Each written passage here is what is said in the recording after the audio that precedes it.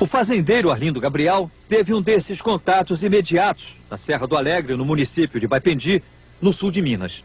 Depois, o fazendeiro nos levou até o local, onde ele disse ter visto e fotografado os objetos que pousaram a pouco mais de 200 metros de onde ele estava. Desceu assim no chão, na ponta dessa parede tinha feito uma espada. Eu tornei fotografar o aparelho.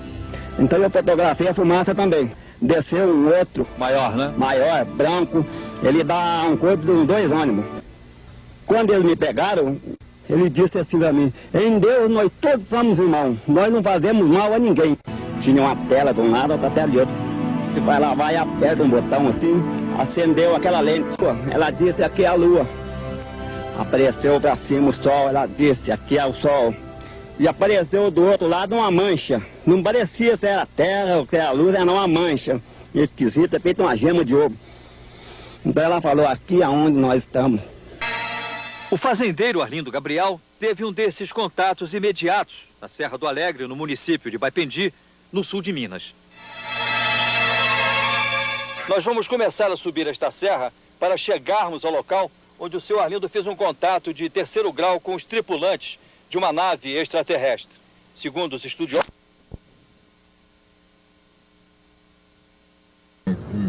para Franco Rodrigues, que acompanha esse caso desde o início. Percorremos a mesma trilha que Arlindo utilizou com 2 outros companheiros no dia que ele disse ter observado objetos estranhos no alto do morro. Foi aqui, depois de caminhar quase durante 2 horas, que o senhor Arlindo se separou dos outros 2 companheiros com os quais veio caçar no alto da serra. Cada um seguiu por um caminho. O que foi que aconteceu com o senhor quando o senhor ficou sozinho? Quando eu fiquei sozinho, eu entrei num mato grosso e saí numa roda de campo. Então lá eu vi um relâmpago quando desceu atrás de um espigão de campo. Então eu fui lá para ver o que tinha nesse lugar. E o que o senhor viu? Aí eu vi um aparelho em forma de poste dessa largura. Tinham 2 bracinhos dos 2 lados e em cima também tinha uma bola grande. E essa bola estava acendendo vermelho e branco, sem parar. Depois, o fazendeiro nos levou até o local onde ele disse ter visto e fotografado os objetos que pousaram a pouco mais de 200 metros de onde ele estava. Quando eu disse mais para baixo um pouquinho, desceu outro. Desceu uma... Aí feito uma piorrinha, desceu assim no chão, na ponta dessa parede tinha feito uma espada. Desceu e fincou no chão e parou.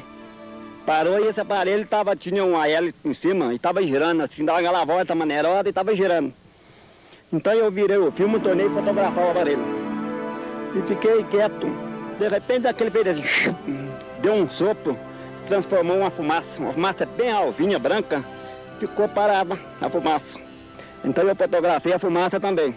Quando eu desci de pouco a pouco ali, atrás mais ou menos ali, desceu um outro, de cima veio, desceu uma certa distância assim, foi cambaleando, assim, desceu, parou no chão e ficou quieto. Fui caminhando um pouco, caminhando para cá, depois eu escutei um barulho, fez assim, assim, veio do motor afogado. Quando eu olhei para cima, desceu aquele aparelho, um aparelho grande. Maior, né? Maior, branco, ele dá um corpo de uns 2 ônibus.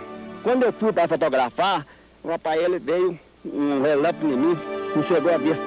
Eu fui esfregando a vista de pouco a pouco, fui esfregando, quando deu de abrir a vista, 2 homens baixinhos me pegou um de um lado, outro do outro. Quando eles me pegaram, essa hora eu fiquei assim, meio violento. Aí eu falei para ele: pelo amor de Deus, me solta, eles não largaram não. Ele disse assim para mim: em Deus nós todos somos irmãos, nós não fazemos mal a ninguém. E quando eu entrei dentro do aparelho, então eu achei 2 homens, tinha 2 homens sentados numa poltrona, assim, batendo máquina. Não estava instalando, estava tec, batendo. Tinha um cômodo do tamanho de um banheiro e tinha um aparelho repartido em 2 partes. Tinha uma tela de um lado, outra tela de outro. Você vai lá, vai, aperta um botão assim, acendeu aquela lente. Acendeu perfeito aquela lente, eu vi. Então ela fez a explicação, apareceu a lua, ela disse: aqui é a lua. Apareceu para cima o sol, ela disse: aqui é o sol.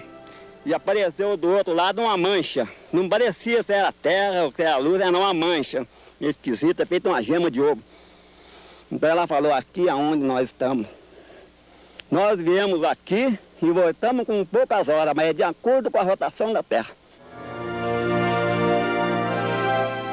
A nave sumiu mas deixou algumas pegadas no chão.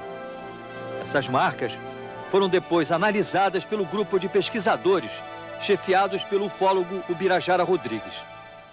Um dos moldes em gesso trata-se exatamente desta peça, que nós tiramos no local, que é uma disposição trapezoidal de 16 furos, e cujo teste de peso demonstrou que seria necessário um peso simultâneo de 2,5 toneladas para fazer as 3 marcas em tal profundidade, tão simetricamente como ficaram na época.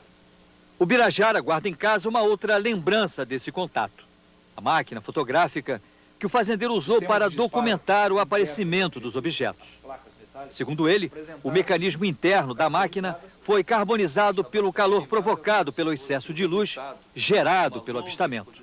Outra lembrança desse contato foi a sacola de pano do fazendeiro que teria sido levada cheia de mantimentos pelos extraterrestres. A sacola foi depois devolvida vazia, com caracteres não identificados estampados no pano. Vocês conseguiram traduzir ou tem-se uma ideia do significado dessas inscrições que apareceram impressas nesse embornal? Em termos de tradução, nós não temos nada. Mas o que há é que existe uma certa relação desses caracteres com caracteres hebraicos arcaicos. Mas tradução ainda não conseguimos. Existe alguma semelhança? Existe uma semelhança dos caracteres até com alguns trechos dos pergaminhos de Qumran, dos pergaminhos de Mar Morto.